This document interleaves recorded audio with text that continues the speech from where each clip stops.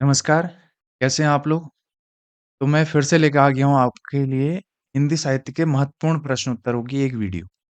देखना ज़रूर, बहुत मज़ा आएगा आपको देखकर, बहुत अच्छा लगेगा। चलिए स्टार्ट कर लेते हैं। पहला प्रश्न है कि व्यंग्यपूर्ण आलोचकों का आलोचक किसे कहा जाता है? तो आपने इनका नाम ज़रूर सुना होगा, मैनेजर पांडे। तो मैनेजर पांडे को आलोचकों का व्यंग्यपूर्ण आलोचकों का आलोचक कहा जाता है। अब इसी में दूसरा प्रश्न भी बन सकता है कि व्यंग्यपूर्ण आलोचकों का आलोचक मैनेजर पांडे को किसने कहा था? तो आपने इनका नाम भी सुना होगा, नामवर सिंह। मैनेजर पांडे को व्यंग्यपूर्ण आलोचकों का आलोचक नामवर सिंह ने। अगला प्रश्न है, एकांकी पुल्लिंग शब्द है या स्त्रीलिंग? तो आपको सोच के बताना है और आप जानते होंगे तो अच्छी बात है, नहीं तो ये क्या है?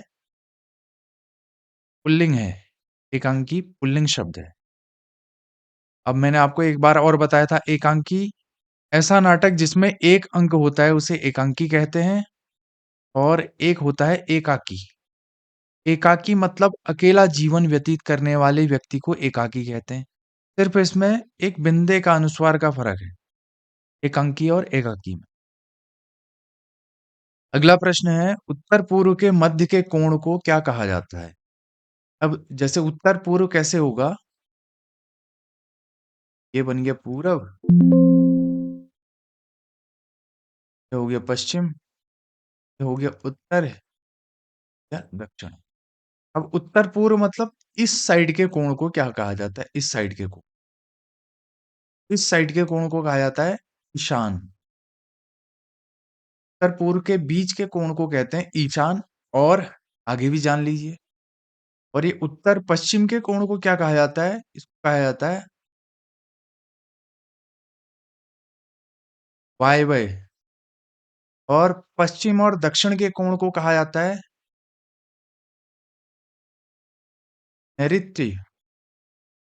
और ये है पूरब और दक्षिण के कोण को कहा जाता है आग्नेय। बहुत इंपॉर्टेंट प्रश्न है, ध्यान रखना इसको। अगला प्रश्न है, मीराबाई को मरु की मंदाकिनी किसने कहा?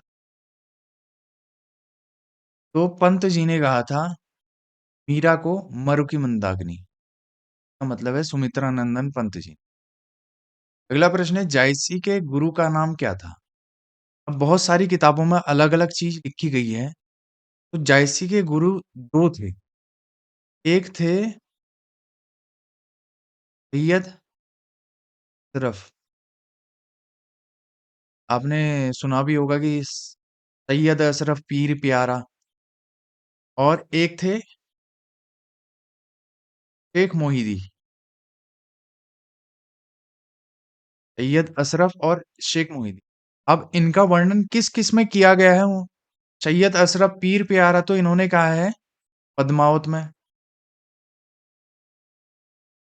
और शेख मोहिदी का वर्णन किया है इन्होंने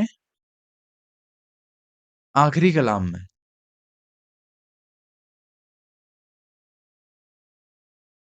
अच्छा, जैसे कि गुरु का नाम ये सैयद अशरफ और शेख मोहिदी दोनों। अब इनमें जान लेते हैं कुतुबन के गुरु कौन है। कुतुबन के गुरु का नाम था शेख बुरहान। तो जैसी के गुरु दो हैं, सैयद अशरफ, कहते भी हैं सैयद अशरफ पीर प्यारा, और शेख मोहिदी। का वर्णन किस किस में हुआ है? आखिरी कलाम में शेख मोहिदी का वर्णन किया गया है, और पद्मावत में सैयद अशरफ का इन्होंने वर्णन किया।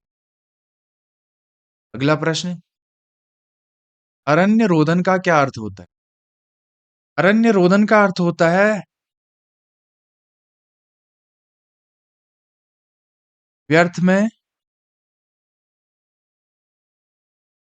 अपनी विपदा सुनाना। तो इसका अर्थ ये होता है। अब देखिए, बंगाल का अकाल दो लिखे हुए हैं। दो लिखने से मतलब ये है कि दोनों अलग अलग रचनाएं हैं, अलग अलग राइटर की रचनाएं। तो ये बंगाल का अकाल कविता है। ये कविता किसकी है? हरिवंश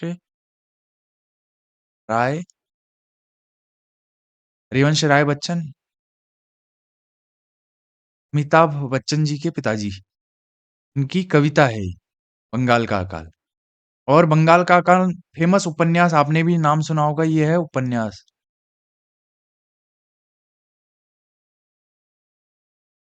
रागे राघव का। और वैसे फेमस ये है बंगाल का अकाल। अगर कहीं पर आता है बंगाल का अकाल तो सीधे आपने आंख बंद करके ही ऑप्शन नहीं लगा देना है कि ये रागे राघव का है। अगर कविता आ गया तो किसका है? हरिवंश राय बच्चन का। अब देखिए पानी के पर्यायवाची शब्द, इसे ध्यान से देखिएगा। इसी पानी के पर्यायवाची से आप कितने पर्यायवाची और जान सकते हैं, देखिएगा ध्यान से। जैसे पानी का पर्यायवाची क्या हो सकता है? नीर हो सकता है। और क्या हो सकता है? वारी हो सकता है। और क्या कह सकते हैं? अम्बु। और क्या कह सकते हैं पानी के पर्यायवाची? जल हो सकता है, तोय हो सकता है। अब इसी में जानिए, इसमें हम किस चीज के पर्यायवाची और जान सकते हैं। इनके पर्यायवाची अगर हमको जल के पर्यायवाची, पानी के पर्यायवाची याद हैं तो इसी के आधार पर हम जान सकते हैं। कमल, कमल के जान सकते हैं। और कमल के अलावा हम जान सकते हैं बादल के जान सकते हैं। और बादल के अलावा हम जान सकते हैं सागर के, सागर या समुद्र। कैसे? अच्छा, सागर पानी को धारण करता है तो इसीलिए इसके इसमें आएगा धी।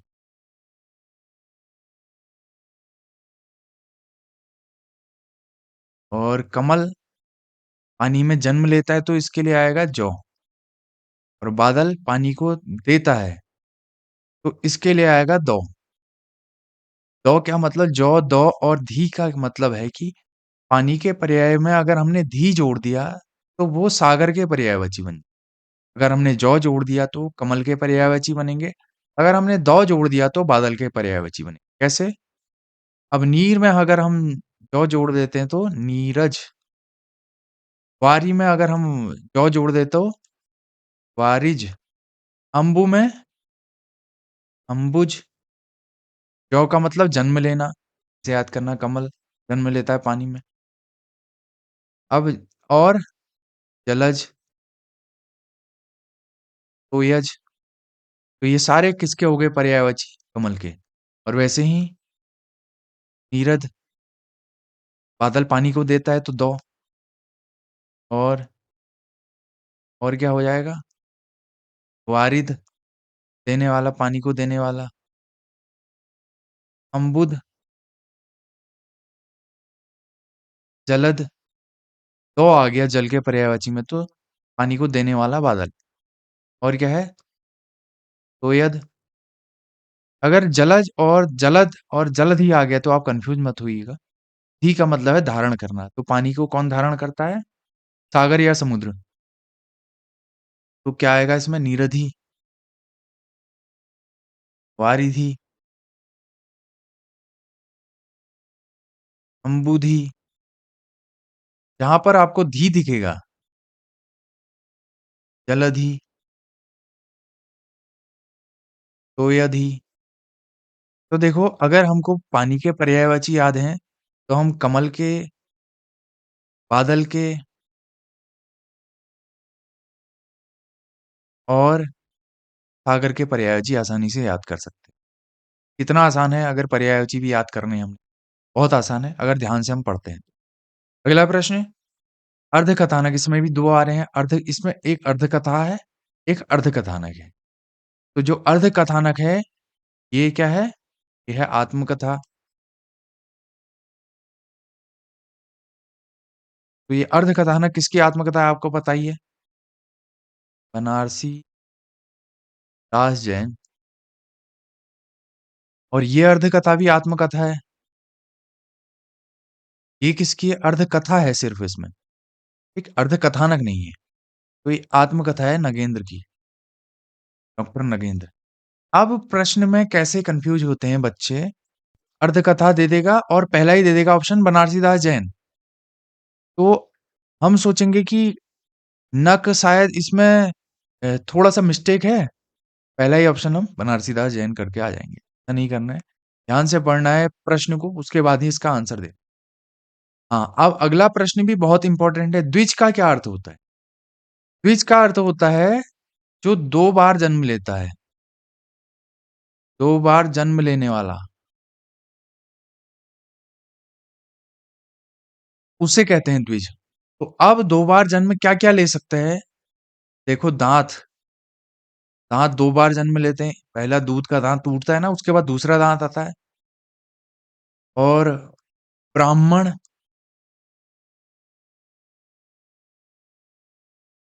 ब्राह्मण भी 2 बार जन्म लेते हैं। एक बार उनका संस्कार होता है, एक बार पैदा होते हैं, एक बार संस्कार होता है, तो उसमें भी वो दोबारा जन्म लेते हैं, माना जाता है। इसलिए ब्राह्मण को भी द्विज कहा जाता है। पक्षी, पक्षी को भी द्विज कहा जाता है क्योंकि एक बार अंडे से अंडा पैदा होता है, फिर उसके बाद पक्षी पैदा होता है, 2 बार जन्म लेना। चंद्रमा, चंद्रमा को भी द्विज कहते हैं क्योंकि एक पहले डूबता है, फिर उगता है, 2 बार जन्म लेना। अब गणेश को भी द्विज कहा जाता है, गणेश जी को। क्यों? क्योंकि उनका भी 2 बार जन्म हुआ है ना। एक बार गणेश के ही रूप में हुआ है, दूसरा जब उनको हाथी का सिर पहना दिया गया था। राजा, राजा को भी द्विज कहते हैं क्योंकि एक बार वैसे जन्म होता है उसका, जब फिर राजा राजा बनता है तो फिर उसका दूसरा जन्म माना जाता है। इतने सारे, दाँत को द्विज कहते हैं, ब्राह्मण को 2 बार जन्म होता है, पक्षी 2 बार जन्म होने का मतलब है दोबारा इसका संस्कार होता है जब, तब 2 बार जन्म माना जाता है। पक्षी 2 बार, चंद्रमा 2 बार, गणेश, राजा 2 बार। अब अगला प्रश्न क्या है? एक छोटा ई है, एक में बड़ा ई है आदि में। आदि है, इसमें आदि है। तो आदिकाल कहते हैं ना, तो आदि का मतलब होता है प्रारंभ,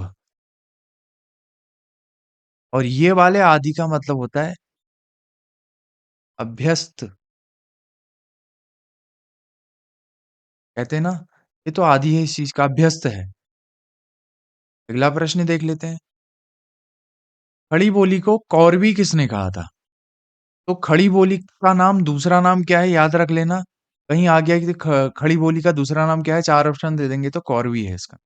तो इसको कौरवी किसने कहा था? आपने इनका नाम सुना होगा। राहुल सांकृत्यायन ने खड़ी बोली को कौरवी कहा था। ठीक है। अगला प्रश्न क्या है? अति सूधो सनेह को मारक है, जहां नेकु सयान को बांक नहीं। तो ये पंक्तियां किसकी हैं? आपने इनका भी नाम सुना होगा। रीतिकाल में बहुत ही फेमस लेखक, राइटर, कवि कह सकते हैं घनानंद। एक घनानंद की रचना है अति सूधो सनेह को मारक, मारग है जहां नेको सयान को बांक नहीं। अच्छा, इसमें एक और प्रश्न बनता है बहुत ज्यादा कि घनानंद की प्रेमिका का नाम क्या था? सुजान। सुजान इनकी प्रेमिका का नाम था।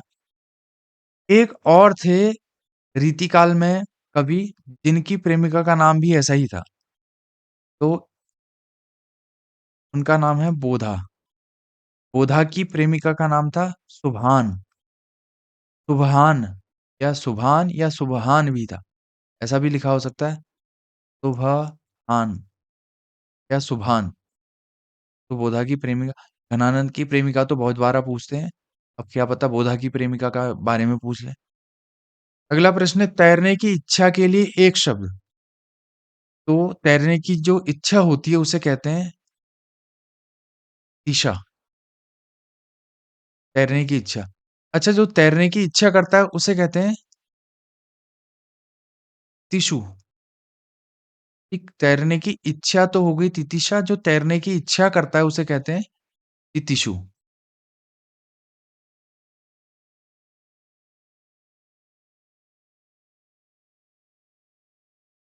तैरने की इच्छा करने वाला तितिशु। अब देखो, एक तो हो गया साला, जो पत्नी के भाई को कहते हैं साला। अब इसकी पत्नी को क्या कहते हैं? साले की पत्नी से क्या रिश्ता हो सकता है? वैसे तो बहन बहन कहते हैं, तो नाम क्या होता है? तो उसको कहेंगे सलहज। नाम लेंगे ऐसे सलहज, जैसे साले की पत्नी का नाम है, पत्नी को अगर हम बोलेंगे तो सलहज नाम से बोल। Thank you so much. आपको वीडियो अच्छी लग रही हो तो सब्सक्राइब करिएगा जरूर एक बार, अगर आप देख रहे हैं तो आपको पता चल जाएगा कितनी इंपॉर्टेंट ये सीरीज़ चल रही है हमारी। Thank you so much.